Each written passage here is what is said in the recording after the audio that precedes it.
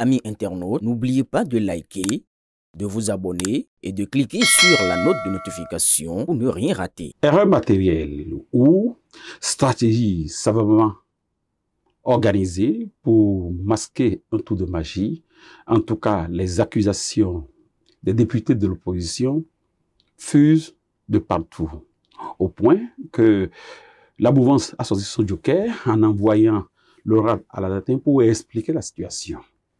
Néanmoins, des zones d'ombre persistent, au point que le député de l'opposition, Kamel Ouassangari, a même souhaité que ce vote soit repris. On comprend qu'il y a beaucoup de confusion autour de ce qui s'est passé à l'Assemblée ce jour-là.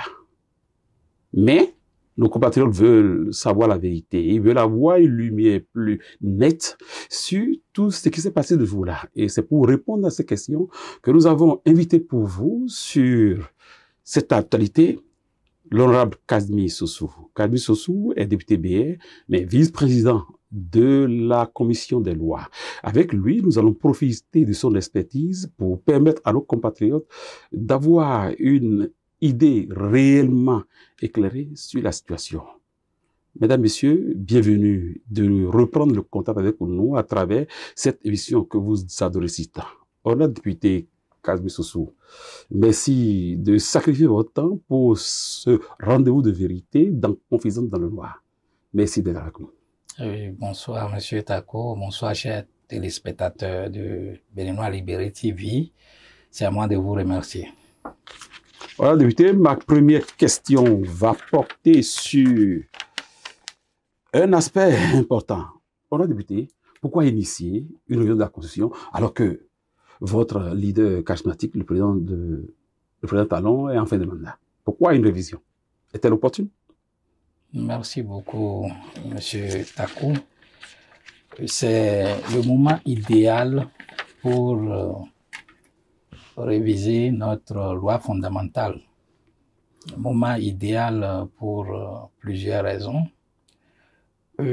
C'est le moment le plus neutre pour justifier que le président Patrice Talon n'a pas soutenu ce projet, cette proposition de révision de la Constitution pour son propre profit, pour son intérêt, puisque la loi dispose pour l'avenir et la Constitution telle que modifiée le vendredi dernier ne va s'appliquer qu'au prochain président.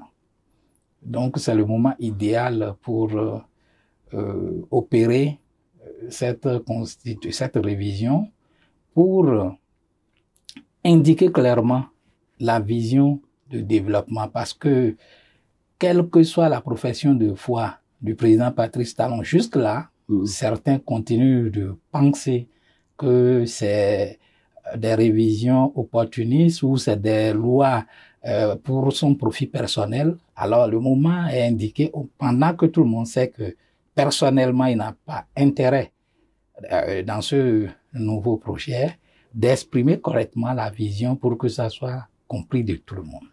Oui, mais à l'annonce de cette affaire de révision de la Constitution, les deux députés qui ont porté ce projet avaient fait le tour des médias, mais jamais ils n'avaient annoncé, comme par de septennat pour le président, pour les autres élus, ils avaient acté l'attention populaire sur le Sénat. Pourquoi ce non-dit? Pourquoi c'est au dernier moment qu'on a su qu'il y avait ces modifications majeures? Bon, c'est la pratique parlementaire. Au niveau de l'Assemblée nationale, nous avons coutume de dire que un projet ou une proposition de loi peut rentrer en culotte et sortir de l'hémicycle, donc au vote en pantalon ou en agbada ou boubou. C'est-à-dire que les députés exercent leur prérogative du droit d'amendement.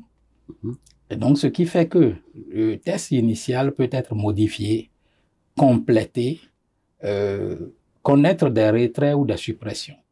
Et donc, c'est ce que la plénière de l'Assemblée nationale adopte qui est le texte définitif.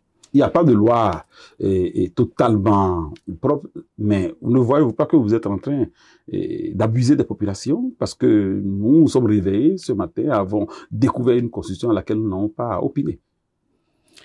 Oui, c'est vrai que les gens pensent que le peuple n'a pas opiné sur le projet ou la proposition que nous avons étudiée et amendée, mais vous nous avez déjà conféré la légitimité et la souveraineté. Nous sommes des constituants dérivés. Le peuple, en élisant les députés en 2023, nous a délégué leur droit de souveraineté pour dire, mais pendant la période de votre mandat, vous nous représentez et vous exercez nos droits en nos lieux et places. Donc, c'est ce que les députés ont fait simplement.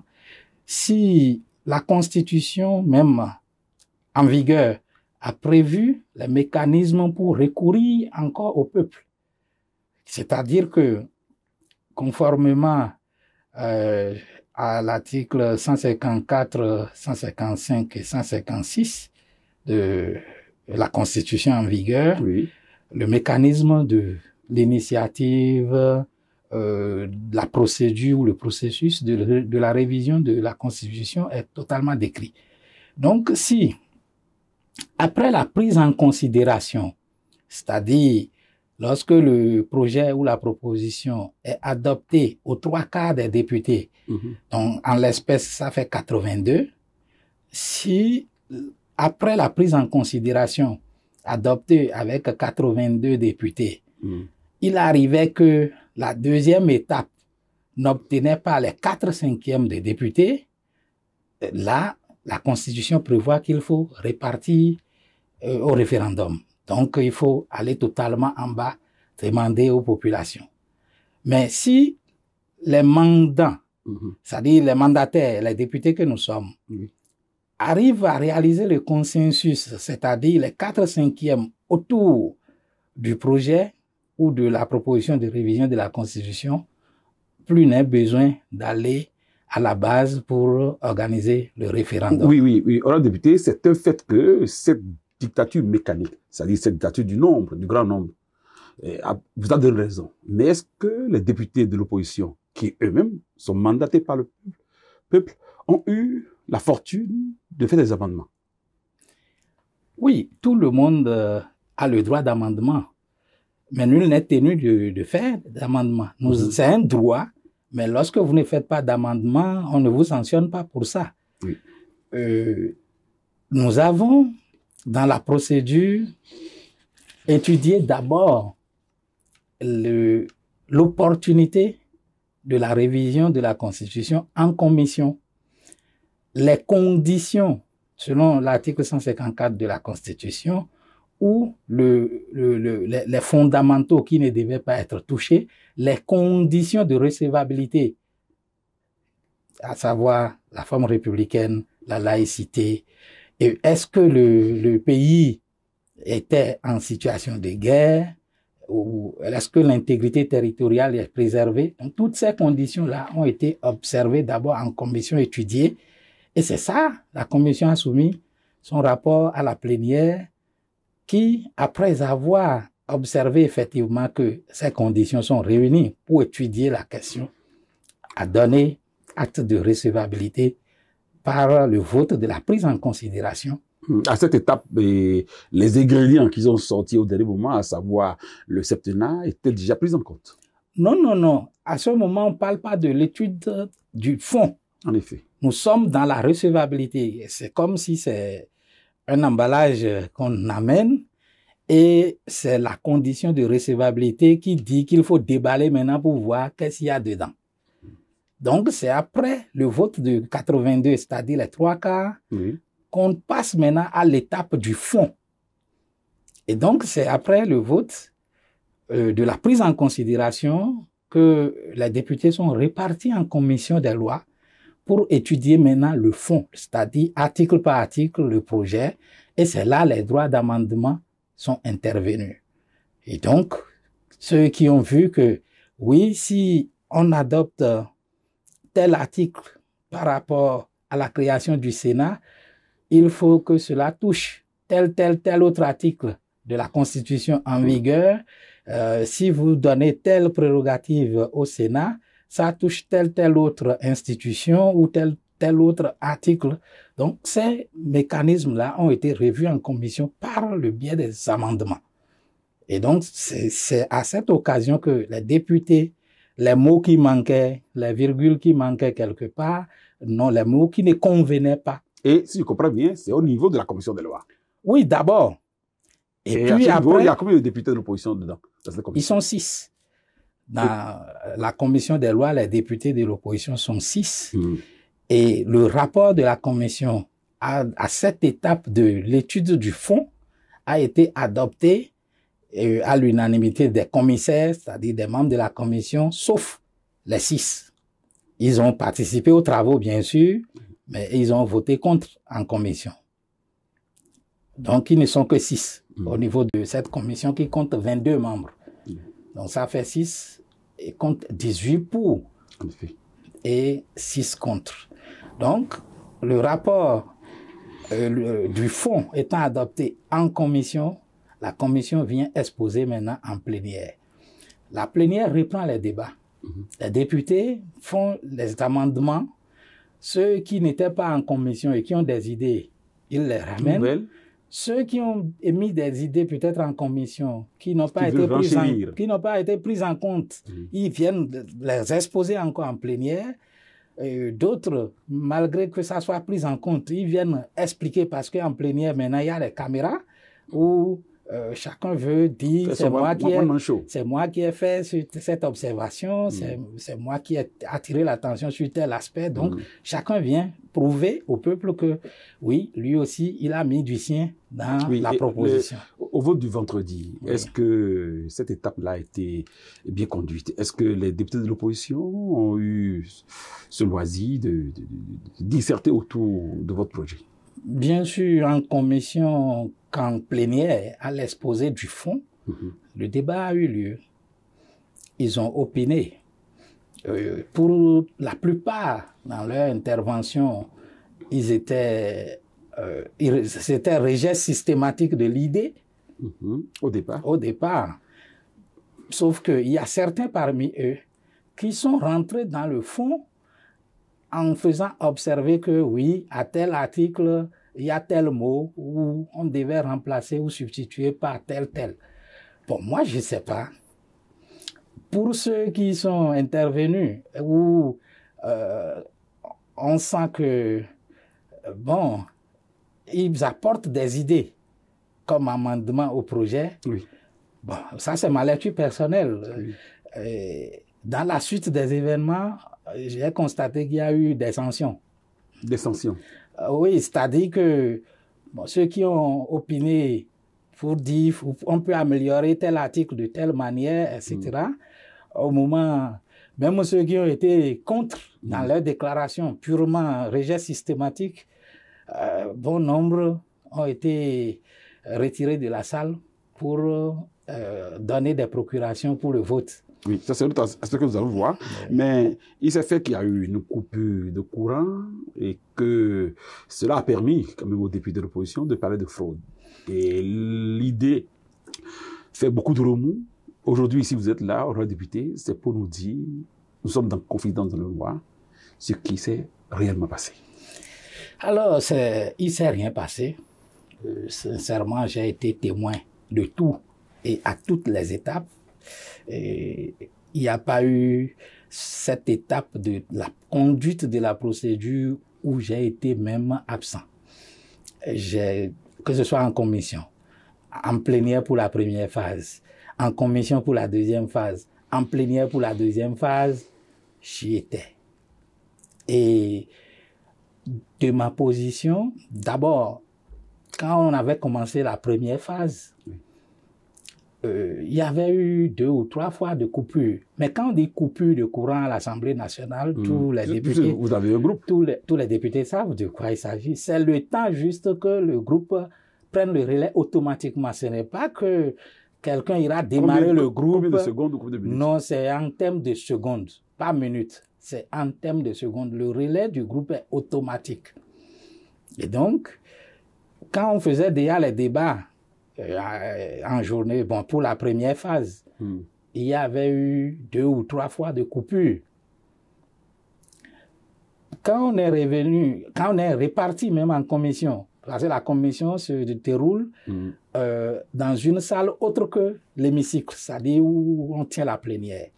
Quand on est parti en commission, il y a eu même coupure pendant qu'on était en commission. Le groupe a pris le relais automatiquement. C'est-à-dire le temps que vous n'allumez même les lampes torches de vos téléphones, le courant est déjà rétabli. Donc, c'est juste fraction de seconde quand on parle de coupure. Donc, en commission, il y a eu également coupure. Le groupe de l'Assemblée nationale a pris automatiquement le relais. On est revenu sur, dans la plénière, les débats ont eu lieu normalement, le vote a été lancé. Et donc, on était pratiquement à la fin du vote parce qu'il restait 2 ou 3 députés qui devaient voter. Quand il y a eu quel encore... député mouvance ou opposition? C'était même un non-inscrit. C'est-à-dire que dans la procédure... Autrement dit, les députés qui vous ont rejoints. Bon, oui, qui nous ont rejoints, non, ils ont voté pour le projet. Parce que à l'Assemblée, lorsque vous démissionnez de votre groupe parlementaire, conformément au règlement intérieur de l'Assemblée nationale, vous devenez non-inscrit. Donc, ils sont non-inscrits. Et donc, le tirage au sort qui permet de dérouler le vote, il y a un volontaire ou un proposé qui va tirer la lettre à partir de laquelle on appelle les députés pour venir voter. Donc, pour cette deuxième phase, par exemple, pour la première phase, c'était la lettre U qui a été tirée. Donc, on prend la liste de présence par ordre alphabétique et on commence par appeler les U. Donc, U, V, W. Donc, on finit à Z d'abord avant de reprendre par A. Donc, pour la deuxième phase, c'était la lettre F qui a été tirée.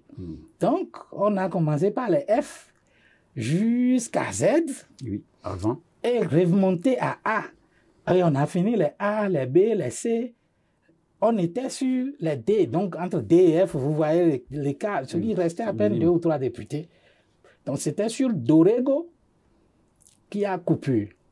Et lui, il est resté devant parce que il faut prendre les bulletins avant d'aller derrière l'isoloir. Donc, lui, il est resté devant les scrutateurs comme ça quand le groupe a repris le relais et on lui a donné... Il n'a pas bougé? Non, il n'a même pas bougé parce qu'il descendait l'escalier, il s'avançait vers la table quand il y a eu coupure.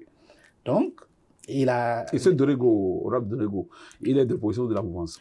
C'est un non-inscrit, c'est un député élu démocrate, mais devenu non-inscrit. Donc, devenu non-inscrit. En termes parlementaires, pour nous, c'est non-inscrit. Et donc, au moment où on faisait les séances le vendredi, il n'appartenait pas à la mouvance. Il est non-inscrit.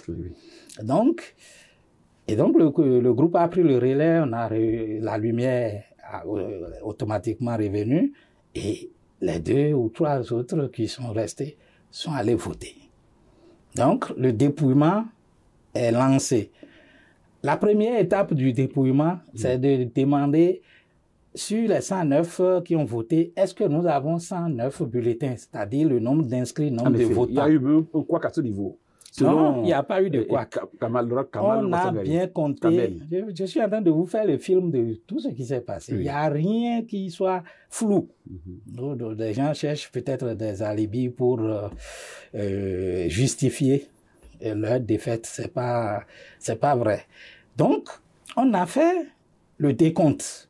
1, 2, 3, 4, jusqu'à 109 enveloppes, 109 plis retrouvés dans l'urne. Donc, le nombre de votants est conforme au nombre d'inscrits. Pas de problème. Le dépouillement a commencé. Donc, on sort l'enveloppe. Chez nous, il y a le vert, le rouge et le jaune. Le vert, c'est oui. Le rouge, c'est non. Le jaune, c'est abstention. Donc, on sort le premier bulletin qui est fait, on dit oui, et donc il y a un secrétaire parlementaire qui est au tableau, qui trace les pictogrammes. C'était qui? C'est le deuxième secrétaire parlementaire. Il y a le premier secrétaire parlementaire qui sortait qui indiquait si c'est oui ou si c'est non, devant les scrutateurs. Et l'autre est au tableau, il marquait, si on dit oui, il marque ça devant oui. Quand on dit non, il marque devant non. Et tout le monde suivait. Donc, déjà, le oui et non, les deux premiers bulletins étaient dans les mains de l'honorable Chanou, qui était scrutateur, quand il y a eu coupure. Donc, c'était dans ses mains. Oui, déjà au début, il y a eu coupure. Et comme je l'ai expliqué, 2-3 secondes après, le groupe reprend et puis la lumière est venue. Et donc, elle a bien brandi pour dire, de s'assurer que c'est lui qui pointe les choses au tableau, a bien marqué les deux. On a été d'accord et avant que le dépouillement ne continue. Et donc, jusqu'à... On était à 2 bulletins de la fin. Quand il y a encore eu coupure. Mais avant cette coupure de 2 minutes, oui, c'est la dernière coupure. Avant cette dernière coupure, c'est là où les gens n'ont pas fait attention. Moi, j'étais témoin, j'ai bien observé les choses. Avant cette dernière coupure, chacun traçait, chacun tenait son compte. Avant cette dernière coupure, il y a eu, pour le oui, là, il y a eu déjà le 88e oui. Donc, quand il y a eu le 88e oui comme ça, les députés de la mouvance ont oh, victoire, et puis la chanson entonnée. Donc, quand on a commencé par chanter, et puis il y a coupure, les autres ont couru de derrière pour venir. Tout le monde voyait l'urne, hein. Personne n'a touché l'urne. Alors que en cette fraction de seconde, personne ne pouvait faire quelque chose. Je suis à quelques mètres de l'urne. J'ai vu mes collègues Orukubu et Wassagari qui ont couru, qui sont venus. Ils étaient en sentinelle. Sur la même ligne que le ministre garde des Sceaux. Donc, il y a 2 mètres de l'urne. Donc, tout le monde voyait. Et puis, le temps 2-3 secondes, la lumière est encore apparue. Et donc, dans la chanson de victoire, ça dit que celui qui disait le oui ou le non, quand les gens ont commencé par chanter... C'était plus audible. Non seulement c'était plus audible, mais ça dit que celui qui était même au tableau a été emporté par le cri de victoire des autres. Et la victoire aussi parce qu'elle est de la mouvance. Oui, bon, il est aussi de la mouvance. Donc, dans cette condition, les 2 derniers ont été proclamés par le premier secrétaire parlementaire. Et donc, dans l'euphorie, pour faire la sommation des pictogrammes, il a bien tracé 19 pictogrammes, il a mis 18. Et de l'autre côté, c'est bien compté 90. Alors que les chants ont commencé depuis 88. Où la victoire était déjà actée. Voilà, la victoire est actée depuis 88. Donc c'est ce qui s'est passé. Il n'y a pas eu coupure où on a fraudé, on a remplacé l'urne. Autrement dit, avant cette coupure, vous, député de la mouvance, saviez déjà que c'est cuit. Oui, ça dit que dès qu'on a eu le 88e vert, ça suffit. Bon, les 2 autres même qui sont venus après, c'est comme cerise sur gâteau. Donc, c'était déjà le 88e là qui a fait exploser la salle de joie. Donc, il n'y a eu aucune manipulation. C'est pour ça que le deuxième secrétaire parlementaire, il avait le chiffon qui pouvait lui permettre, par exemple, d'effacer le 18 et mettre tranquillement 19. Mais il n'a pas fait ça. Il a juste barré le 18 et mettre le bon 19 à côté parce que vous voyez... Pour la transparence. Donc, c'est ça qui fait dire aux gens, non, il y a 108 au lieu de 109. Non, ce n'est pas 108. Les pictogrammes donnent bien 19. Et en haut, vous avez 90. Donc, il n'y a aucune fraude. Tout s'est bien passé. Et je ne sais pas pourquoi aujourd'hui les députés de l'opposition parlent de fraude. Parce que tellement eux-mêmes ils craignaient leur défaite que entre les 2 votes, ils ont changé plusieurs fois des votants. C'est quoi ce mécanisme? Voilà. Quand on allait pour la première phase, comme je l'ai dit, ils ont bien fait les débats, qui doit attaquer, qui doit proposer, qui est moins véhément, etc.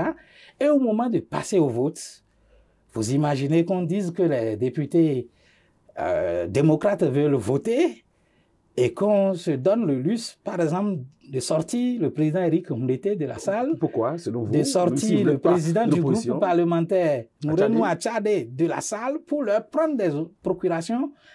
Et comme quoi on ne leur fait pas confiance et que c'est il y a certains autres à qui on fait confiance. Donc pour cette première phase, les démocrates ont été 12 à voter. Il y avait eu 10 procurations. Ce qui fait les 22. Qui fait 22. Pour la deuxième phase, ils ont été 11 à voter. Et il y a eu 11 procurations. Mais dans les 11 procurations, ils ont encore permuté. C'est-à-dire si M. Abou m'avait donné procuration pour la première phase, pour la deuxième phase, M. Abou donne maintenant procuration à un Pierre ou à un Jacques. Ou totalement on me sort, ou bien M. Abou qui avait donné procuration au départ revient maintenant et prend procuration de quelqu'un d'autre qui a voté. Donc ils ont fait ces gymnastiques-là entre dans l'intervalle des deux. De sécurité. De sécurité, dans l'intervalle des deux votes. Donc, si malgré ça, les gens parlent de fraude, moi je vais d'abord leur demander, mais pourquoi on a fait le vote secret? C'est une question. Pourquoi qui a initié ce vote secret-là? Alors que d'habitude, au Parlement, au Béninois, on sait que c'est un bulletin visible. Bon, plusieurs fois où les députés de la mouvance ont initié une proposition de révision de la Constitution, le vote a été toujours à la tribune à main levée. Vous avez observé par le passé, c'était le cas. Mais si notre règlement intérieur permet soit de faire vote à la tribune ou vote secret, dans tous les cas, vous allez devant les gens un à un pour voter. Donc, d'entrée, quand on a fini le débat pour faire la première phase, le président de l'Assemblée soumet le débat à la plénière. Quel sera le mode de vote, le mode de scrutin? Allons-nous faire secret ou à la tribune? À la tribune, c'est là où on brandit la carte où tout le monde voit. La dernière fois. Un député de la mouvance a proposé que ça soit secret. Le président Éric Moulété a proposé que ça soit à main levée directement, à la tribune. Que pour ça sécuriser ces 22 votes. Que ça soit ouvert. Et donc, le président de l'Assemblée a soumis le mode d'abord de scrutin à la plénière, où ils ont eu 22, nous avons fait notre 87 pour dire c'est secret, on fait. Donc, à partir du moment où nous disons que c'est le vote secret qu'on fait, eux-mêmes, ils devaient comprendre que, mais si on veut faire secret, c'est parce que nous-mêmes, d'abord, nous sommes sûrs de nous-mêmes et que on doit, de façon stratégique, protéger ceux qui, dans leur rang, doivent voter pour notre projet. Autrement dit, vous avez déjà contacté des gens, le sait. Mais c'est politique. C'est politique. On dit il faut que le consensus, on sait, en lançant le projet, que la mouvance n'avait pas la totalité de députés pour faire passer le projet. Donc, c'est là la force de négociation politique. Et ça, il faut le saluer. Donc, aujourd'hui, il n'y a pas eu révision par un seul camp. Non, il y a 3 groupes parlementaires à l'Assemblée nationale. Aujourd'hui, avec même un groupe de non-inscrits, 6 à côté. Et les 4 différents groupes, s'il faut ainsi parler, ont voté pour le projet. Oui, mais quand vous parlez de négociation, est-ce que c'est rachat, achat? Non, pas du tout. On n'achète pas à quelqu'un. Et l'honorable Dianotin a dit que l'argent a circulé dans les audios et que la mouvance aurait acheté. Et je vois du mot. Par quelle magie quelqu'un reste hors du Bénin et regarde même l'argent à Porto-Novo? Je ne sais pas si vous avez des jumelles ou des loupes pour découvrir depuis votre position hors du Bénin l'argent qui serait venu. Non, je pense que c'est des propos qu'il faut pas, en tout cas, c'est des propos auxquels il faut pas croire. Nous qui sommes restés dedans, nous savons ce qui s'est passé. c'est la négociation entre collègues et les gens ont été persuadés que le projet, ce qui est dedans là, c'est bon. Mais ils savent que, bon, ils ont peur de dire que c'est bon parce que de l'autre côté, il y a l'épée de Damoclès de leur chef qui planerait sur des gens. Bon, c'est tout. Avant le vote, vous voyez le président Eric qui sort en laissant procuration et va communiquer que lui, il a laissé procuration pour éviter toute suspicion et toute confusion. Donc, ça montre que bon, je n'ai pas vu la communication du président à Tchadé, mais ça montre comment le mal est profond en leur sein. Donc, vous avez vu le collègue Sounomboke Soumaïla, qui, au samedi 15 matin, a proclamé que les 22 ont voté, aucun démocrate n'a trahi, que les 22 ont voté. On dit que le vote est secret. Soyons cohérents. Comment on peut être sûr? Et lui n'est pas resté dans la salle. Et c'est lui qui vient dire, oui, les 22 ont voté, personne n'a trahi. Lui-même, il a donné procuration. Si moi, je vous donne procuration, est-ce que je peux m'assurer de ce que vous avez fait, ce que je vous ai même dit ou ce que j'ai demandé de faire? Ce n'est pas sûr. Mais qu'on vienne affirmer des choses comme ça, alors que le vote est secret, c'est pas si eux-mêmes violent le caractère secret du vote que leurs collègues ont émis ou pas. Donc, du coup, il dit ça le matin, que personne n'a trahi, aucun démocrate n'a trahi. Et quelques heures après, il se rend compte que le verre dans le fruit, et il déclare sa démission. Dans la même journée du samedi. Oui. Après avoir constaté que mais ce qu'il a affirmé le matin est contraire à ce qui s'est passé réellement, il dit qu'il démissionne. Que si c'est ça la politique, que lui, il a démissionné. Sa vidéo circule encore sur les réseaux. Mais on a appris qu'il a encore remis en cause cette démission. Bon, peut-être la pression est revenue après sur lui pour dire de ne pas faire ça. Il dit qu'il revient. Mais toujours est-il que ce qu'il a déclaré est là. Tout le monde montre que le verre dans le fruit. Le verre dans le fruit. Donc, il n'y a aucune fraude. Il faut que les gens cessent de diaboliser ce que nous avons adopté à la majorité qualifiée pour le bien de notre pays. Très bien, député. Le mandat des députés est désormais fixé à 7 ans, renouvelable sans limite, je précise. Oui. De plus, un député qui démissionne de son parti perd automatiquement son mandat au profit de son suppléant. Il est de même pour les élus locaux, notamment les maires, les conseils communaux et consorts. Ces modifications majeures ne conduisent-elles pas à une nouvelle république, permettant, du coup, à une éventualité de retour du président Talon? Merci beaucoup. Vous faites bien de revenir maintenant sur le fond, le contenu de notre constitution révisée. Je ne dis pas notre nouvelle constitution, c'est pas la même chose. Nous sommes toujours dans la constitution de 1990. Et donc, c'est une loi modifiant la constitution qui a été adoptée. Oui. On n'est pas dans une nouvelle république. Pour faire clair, on n'est pas dans une nouvelle république. La loi dispose pour l'avenir. Ce que nous venons de faire institue le Sénat pour des raisons que je vais clarifier et rallonge le mandat de 5 à 7 ans pour les élections de 2026 qui auront lieu. Le mandat en cours finit le 3e dimanche du mois de mai 2026. C'est la Constitution en vigueur. Et donc, pour celui qu'on va élire le 12 avril ou second tour après s'il y a lieu, celui-là aura un mandat de 7 ans. Mais le mandat en cours finit le 3e dimanche du mois de mai 2026. Donc, la vision est toute cohérente pour ceux qui ne savent pas comment la réflexion est menée.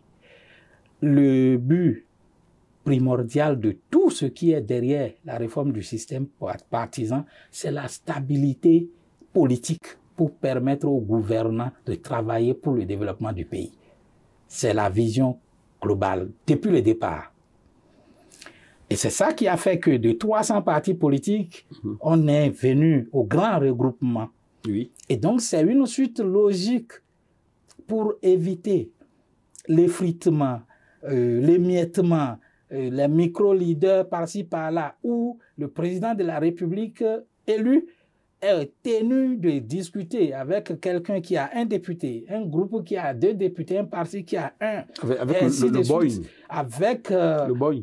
En tout cas, tout ce qu'il faut, des chantages politiques, si vous ne nous donnez pas la direction générale du port, on ne vous soutient pas, si vous ne nous donnez pas ministère d'État, on ne vous soutient pas. C'est tout ça que la vision a réglé en disant réforme du système partisan. Donc, dans les grands groupes, il n'y a plus ce chantage. Tous les politiciens vous diront qu'ils souffrent maintenant. Parce qu'il n'y a plus de négociation. On est militant, on est convergent pour le développement du pays. C'est ce qui s'est fait depuis 2018 où cette réforme est en place. On est arrivé à l'alignement des mandats pour dire élection générale. Donc, dans une année, on fait toutes les élections, contrairement à ce qui se passait. En 91, vous avez fait élection. 95, élection. 99, élection. 2002, élection communale. 2003, élection législative. 2006, élection présidentielle. 2007, élection législative.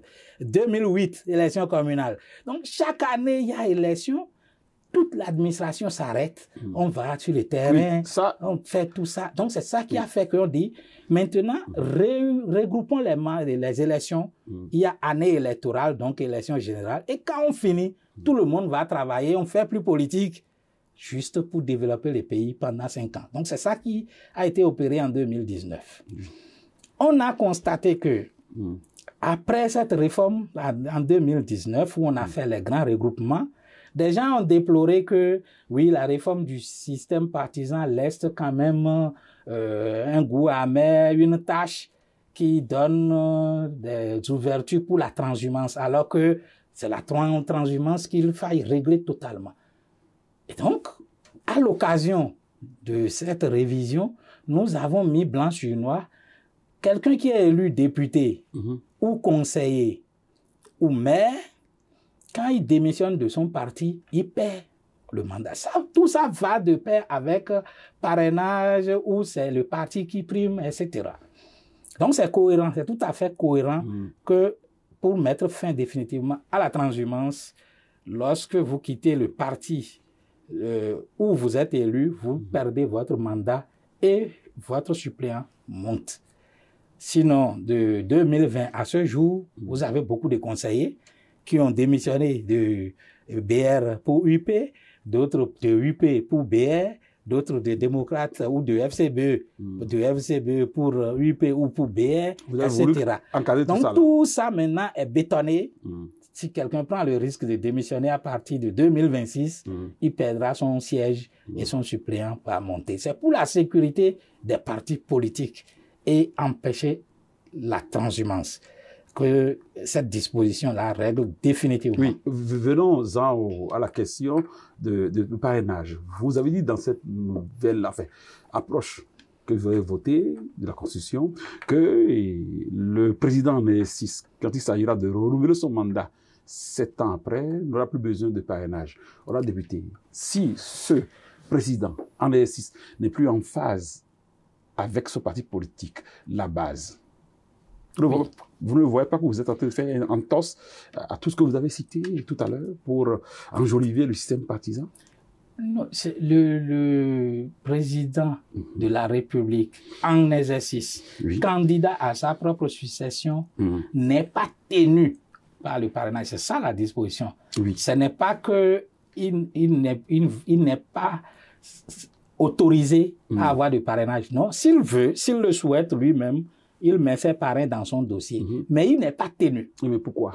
Simplement parce que, avant de bénéficier du suffrage universel des populations pour se faire élire président, il avait déjà rempli cette condition. Et le peuple, au-delà des parrains, lui a fait confiance. Oui, mais 7 ans après. 7 ans après, pour être cohérent avec ce qu'on appelle les chantages qu'on veut éviter, le président candidat à sa propre succession peut être rejeté par les partis. Mais auquel cas, on lui donne la possibilité de se présenter aux populations pour dire, c'est vous qui m'aviez élu il y a 7 ans. Maintenant, les partis veulent me bloquer Et Est-ce que je suis encore accord? devant vous tranché. Très Si bien. les populations sont d'accord avec ce que les partis disent, les populations vont laisser tomber le président, il va échouer. Mais il ne revient pas à la loi de l'embrigarder dans les cellules des partis politiques pour dire qu'on ne lui accorde plus parrainage pour qu'il tombe. Vous voulez toujours éviter le chantage. Le chantage ne marchera pas. Ce qui prime aujourd'hui, c'est le développement du Bénin. Et c'est ça que tout le monde doit voir derrière cette réforme-là. Le Sénat, pourquoi la création de cette institution et quelles sont les attributions? Ça, je l'ai oublié. Oui, le Sénat est créé pour jouer un rôle de stabilisation politique du pays. Dans la nouvelle réforme, nous avons décrété une trêve politique. C'est vrai, même dans nos anciens textes, le code électoral, etc., c'est dit que la campagne est lancée à telle période à partir de l'année électorale. Mais les gens ne respectent pas. Et donc, on a constaté que pour quelqu'un qui fait des déclarations graves sur la stabilité du pays, sur l'intégrité territoriale du pays, sur la sécurité du pays, il n'y a pas une structure chargée de sanctionner ces fautes politiques. Donc c'est le Sénat. Ce n'est pas forcément pénal, mais cela endommage la crédibilité de la nation. Et donc le Sénat a pour mission, entre autres, de veiller au respect de cette trêve-là.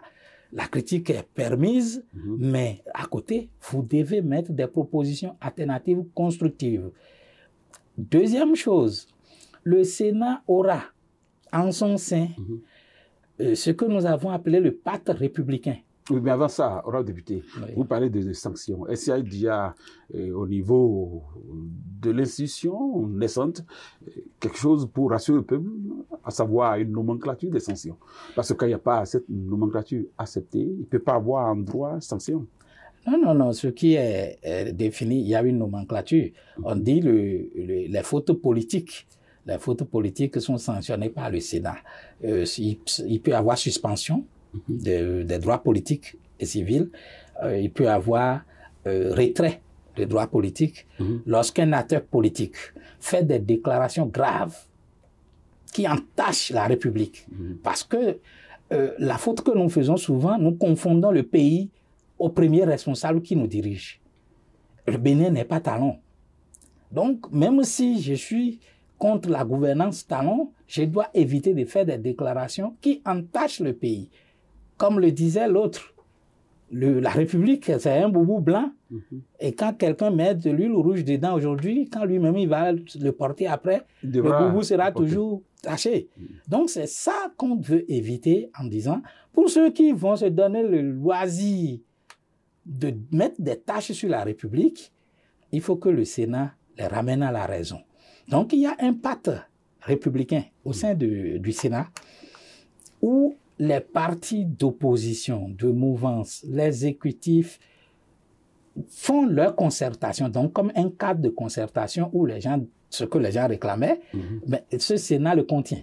Oui, mais si quelqu'un fait une déclaration de ce type, qui est soumis au jugement du Sénat, est-ce que la victime, dans ces circonstances, peut toujours saisir un tribunal de droit commun?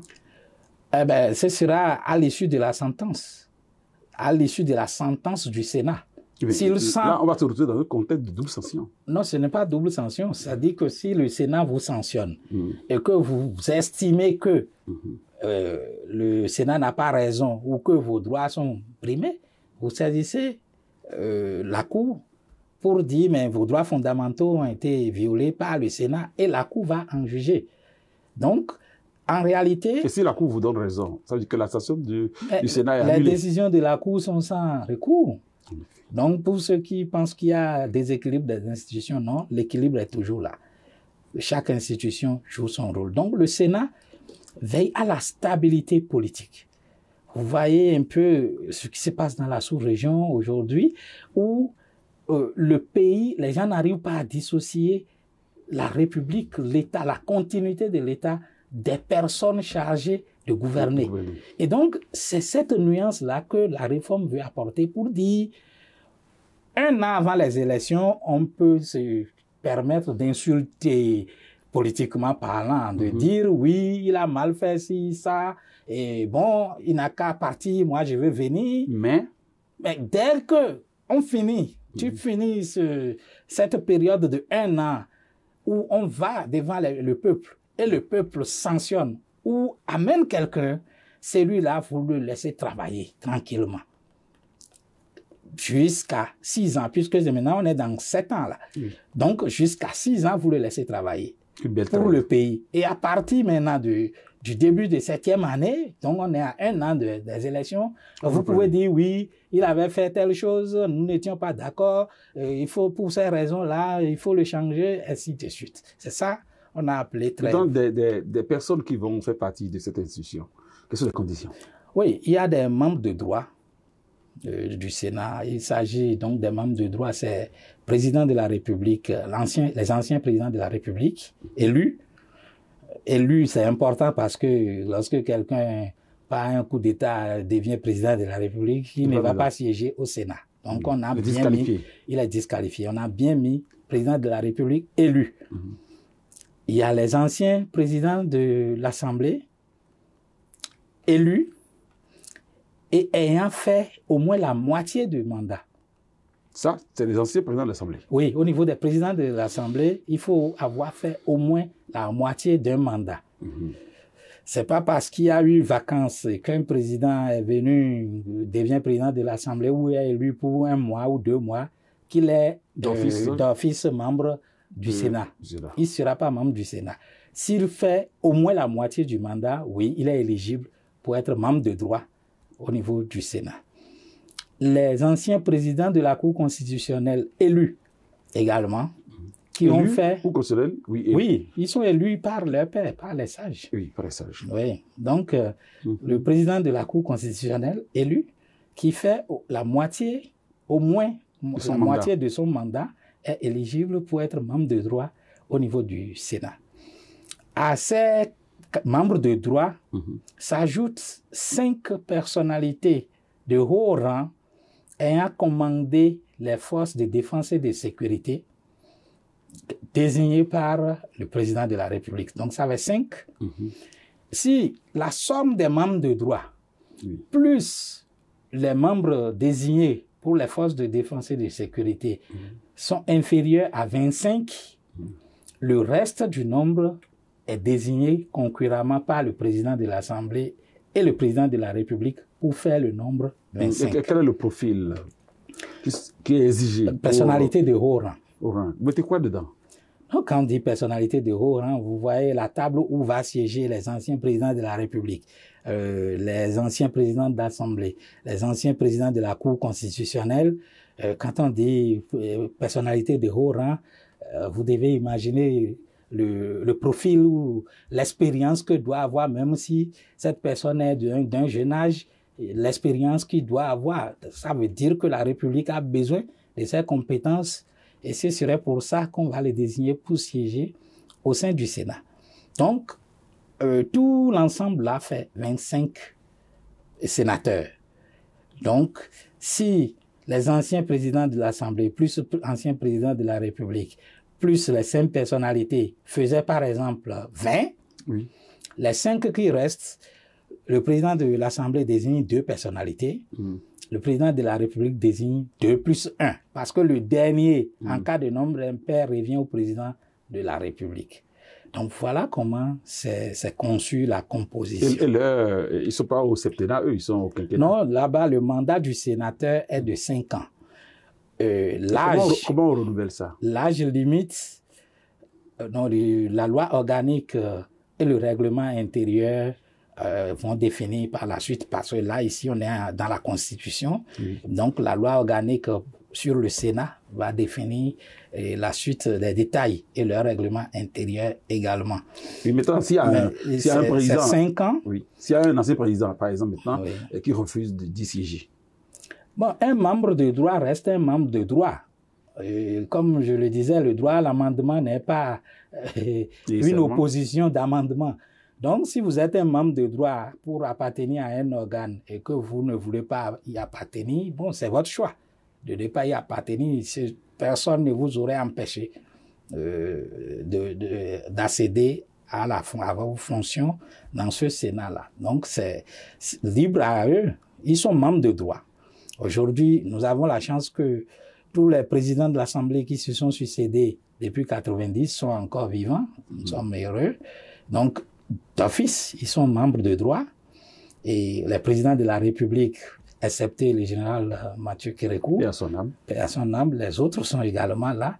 Et donc, pour cette première mandature du Sénat, même ceux qui ont plus de 90 ans vont siéger.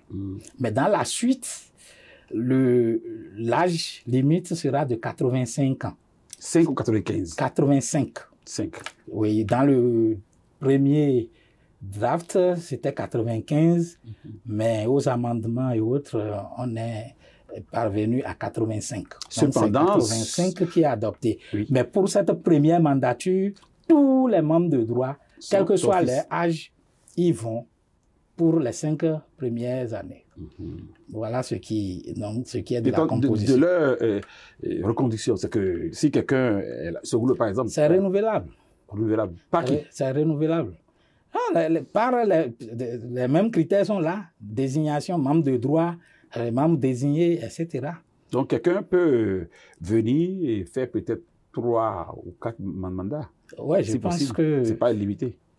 Pour les sénateurs, non. Oui.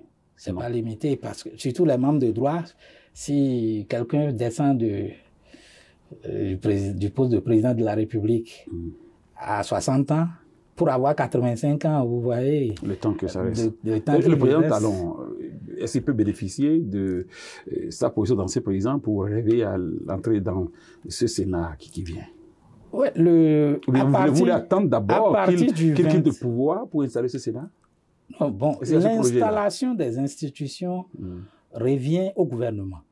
Oui. Notre devoir en tant que parlementaire est d'acter la création, mais la mise en œuvre, l'installation relève de l'exécutif parce que ça d'incidence. Est-ce que c'est le président qui promulgue cette loi qui procède automatiquement à l'installation de...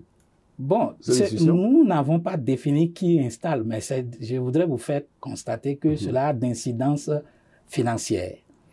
Et donc, c'est au gouvernement d'intégrer le budget du Sénat à son budget général avant de lui donner corps. Autrement dit, ça va peut-être relever des compétences du prochain président. Oui, ce que nous venons d'adopter, dès que c'est promulgué et à force de constitution, donc, le gouvernement va apprécier. Je disais tantôt qu'il nous reste encore 2 étapes. Bon, il reste au niveau du Parlement une étape qui est la loi organique du Sénat que nous devons étudier, amender et adopter. Et après quoi, les sénateurs eux-mêmes, une fois désignés, vont étudier, examiner, adopter leur règlement intérieur. Et donc, à partir de ce moment-là, tout va prendre corps et commencer par fonctionner. Autrement dit, le président Talon, à sa sortie de la Marina, a toutes ses chances pour faire partie de la composition de ce nouveau Sénat. Bien sûr que à partir du 4e lundi ou le 3e lundi du mois de mai 2026, le président Patrice Talon sera ancien président de la République. Du coup, et donc, du coup, sera membre de droit de ce Sénat, que ça soit créé avant la fin de son mandat ou après, dès qu'il quitte la fonction, il devient membre de droit. Encore que à lui d'accéder ou de refuser. Voilà, député, revenons aux chances et aux inquiétudes qui vous perturbent actuellement au BR. Non, nous ne sommes pas perturbés. Le bloc républicain reste serein. Et comme tout parti politique, nous savons déjà que le pouvoir d'État, nous avons le candidat. Notre candidat, c'est le duo Romuald Wadagni, Mariam Chabi Talata pour la présidentielle. Et donc, pour ce qui est des législatives, le BR aspire à gagner plus de députés. Actuellement, nous sommes 28. Nous voulons reprendre à tout le moins notre position d'avant. On était à 38 pour la législature de 2019. Nous comptons aller même au-delà et pour avoir la majorité au Parlement. Le BR compte conquérir plus de mairies pour avoir la majorité au niveau des maires. Parce que notre vision pour le développement du pays, c'est déjà au niveau des communes qu'il faut l'exprimer. Et donc les visions au niveau du parti, en ce qui concerne la décentralisation et tout ça, doit être implémenté depuis la base. Donc nous aspirons à avoir la majorité des maires, avoir la majorité des députés pour les élections générales de 2026. On dit souvent que le candidat Romain Walaï est plus proche du BR que de l'UPR. Est-ce que vous confirmez? Bon, c'est votre affirmation. Je n'ai pas eu dire le candidat lui-même d'avoir une préférence ou un choix pour l'un ou l'autre de parti. Je sais qu'il est candidat de la majorité présidentielle et qu'il est porté par 4 partis de la mouvance, dont 2 sont représentés au Parlement. Donc aujourd'hui, vous avez Union progressiste de renouveau, le Bloc républicain qui sont au Parlement, mais il y a des partis de la mouvance qui sont pas au Parlement, qui soutiennent également le candidat Romuald Ouadani, donc à savoir Mouel Bénin et Renaissance nationale. Donc, je ne pense pas qu'il ait des préférences pour l'un ou l'autre. Madame la députée, et nous n'avons pas terminé cet entretien sans évoquer l'actualité internationale. Au Sénégal, Diomaye Faye et Sonko ne sont pas en train de s'entendre. Est-ce que vous avez une idée sur ce qui se passe là-bas? Bon, merci beaucoup. C'est vrai que ce qui se passe pas loin de chez nous, c'est le Sénégal, c'est à côté, était prévisible. C'est déplorable, mais c'est prévisible. On savait que il y a cette atmosphère de tout contre Macky Sall qui a fait que le PASTEF a gagné le pouvoir, mais c'est ma lecture. Oui. Le Premier ministre Ousmane Sonko ne pense pas qu'il a fini la campagne. Il croit qu'il est toujours en campagne. Il croit qu'il est en campagne alors qu'il est dans l'exercice, il est le chef de l'exécutif. Et donc, il ne réalise pas que le problème des Sénégalais, c'est à lui de les régler. Il continue de croire que c'est quelqu'un d'autre qui ne fait pas le problème, qui ne règle pas les problèmes des Sénégalais et que quand ce sera lui qui va régler. Mais vous êtes le chef du gouvernement. Quand on dit Premier ministre, c'est le chef du gouvernement. Et donc, c'est à lui d'apporter des solutions, mais il est un peu dans une sorte de fuite de responsabilité en jetant la pierre à quelqu'un d'autre. Je trouve que ce n'est pas bien. Dès lors qu'il est nommé, qu'il a accepté d'être nommé Premier ministre, ce qui était déjà une erreur stratégique. Parce que? Oui, de la posture où il était, il devait juste soit aller à l'Assemblée ou rester dans l'ombre pour conduire les choses. Mais dès lors qu'il accepte de mettre le pied à l'étrier, il doit tirer les conséquences. Il n'y a pas un Premier ministre qui soit supérieur au président de la République. Même si tout le monde sait que oui, c'est Sonko qui devait être président et que, bon, par la force des choses, son dossier ne pouvait pas passer devant les juridictions et qu'il a jeté son dévolu sur Diomaye Faye. C'est Diomaye Faye qui est élu président. Si l'histoire du Sénégal s'arrête aujourd'hui, on ne dira jamais nulle part dans aucun document du Sénégal que Sonko a été président de la République. Non. Donc, il doit se réaliser cela pour savoir que c'est Diomaye Faye qui est président de la République et il lui doit ce respect. Parce que, de loin, moi, j'observe que le président Diomaye Faye joue très bien son rôle de reconnaissance à son mentor. Oui, c'est grâce à lui, je suis là. Sans lui, je n'aurais pas été, tout ça. Mais à l'autre de savoir que, oui, c'est vrai que j'ai joué ça, mais c'est fini. C'est fini. Ce n'est pas un fauteuil de Sonko qu'on a prêté à Diomaye Faye. C'est pas ça, hein. Au niveau... Et le fauteuil présidentiel n'est pas un banc. Ce n'est pas un banc, je pense que beaucoup de présidents l'ont dit, en l'occurrence le président Laurent Gbagbo, il doit réaliser qu'il n'y a pas de capitaine dans le bateau, dans le navire Sénégal. Le président s'appelle Diomaye Faye. 2029 pour eux est encore très loin. Donc, il a intérêt à s'occuper de trouver solution aux problèmes des Sénégalais. Auquel cas, s'il ne veut plus être responsable du bilan pour dire, bon, ils ont été incapables de vous régler le problème, qu'il quitte la tête du gouvernement. Puisque là, le peu de temps qu'ils ont fait, c'est lui qui est comptable, qui est satisfaction ou pas, il est le chef du gouvernement. Oui. Donc c'est une question de responsabilité, il doit savoir que c'est lui qui est responsable. Si ça s'arrête aujourd'hui au Sénégal, si les populations sont satisfaites, c'est son natif, mais si elles ne sont pas satisfaites, c'est également à sa défaveur. Très bien, honorable député, avant que je ne vous demande votre mot de fait, nous allons décrisper un peu l'ambiance, on va quitter la planète des sérieux pour venir un peu dans la masse. Vous êtes sur TikTok, non? Oui, un peu. Qui est aujourd'hui, selon vous, le GOAT? Le numéro 1, le béninois le plus influent sur TikTok? Je n'ai pas de baromètre pour... Jérémy Degameur, ça vous dit quoi? Je ne connais même pas. Ah. Je ne connais même pas. Votre frère Jean-Louis Dassoba rêve actuellement d'avoir une photo avec Jérémy Degameur. Et paraît même que le président Blabia Tchadé demande l'audience pour le rencontrer depuis. Bon, c'est un peu...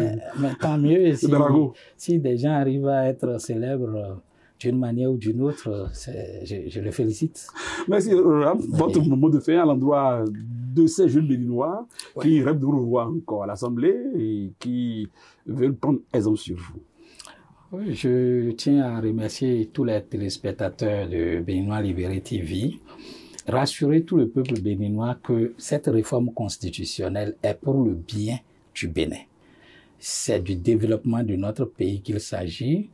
Il n'y a eu que le président Patrice Talon qui a eu le courage de poser les vraies réformes pour le développement dans la durée pour notre pays. C'est des actes de courage que nul autre n'a pu faire.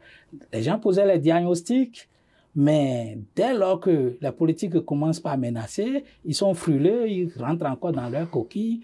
Mais il a fallu le courage du président Patrice Talon pour baliser le chemin du développement. Nous devons nous faire confiance pour savoir que c'est dans la durée que le développement doit s'opérer. Et une fois les élections terminées, le pays doit aller au travail pour permettre aux gens élus de mettre en œuvre leur programme, quitte à un an leur demander des comptes, critiquer, attaquer les invectives politiques pour soit leur arracher le pouvoir ou les accompagner à continuer. Vous avez vu la stabilité depuis 6 ans au niveau des communes. Si moi je suis un ancien maire, je puis vous dire, les maires de 2020 à ce jour ont eu la tranquillité nécessaire pour travailler dans leur commune. Ce qui n'était pas le cas. Tout le temps, c'était des menaces de destitution, 3 conseillers font réunion quelque part, le maire suit la sellette, etc. Mais la réforme dans le secteur de la décentralisation est venue sécuriser les mandats des maires et vous avez vu 5 ans passés consacrés au développement. C'est de ça qu'il s'agit, donc du niveau commune. On est en train de venir maintenant là, au niveau pays pour permettre que le président élu prochainement ait la tête au travail, au développement, quitte à 1 an de la fin de son mandat, bon, aux autres de venir dire non, tu as mal fait, et il faut dégager. Merci, honorable. Mesdames, Messieurs, vous l'avez constaté, le GOAT pour notre invité, c'est le président Talon, l'homme des réformes, l'homme qui a sécurisé l'économie de développement en mettant des structures, en marche des structures pour réellement cadrer le développement de ce pays. Donc, selon lui, c'est son gosse, c'est le président Talon. Vous avez aussi compris qu'il n'y a pas eu péril à la demeure à l'Assemblée nationale. Il a, de façon stratégique, démontré clairement qu'il n'y avait pas réellement tout ce qui est reproché à la mouvance à l'Assemblée nationale ce vendredi-là et que tout était clair. Il a aussi dit la joie ou le bonheur de son parti d'affronter les prochaines élections parce que, selon ses propres thèmes, le BR a vraiment affûté ses armes pour affronter les élections, pour avoir le plus grand nombre de députés possible, tout en sécurisant sa force au niveau des mairies. Mesdames, Messieurs, merci d'avoir été dans notre. Gardez toujours l'écoute, portez-vous bien chez vous.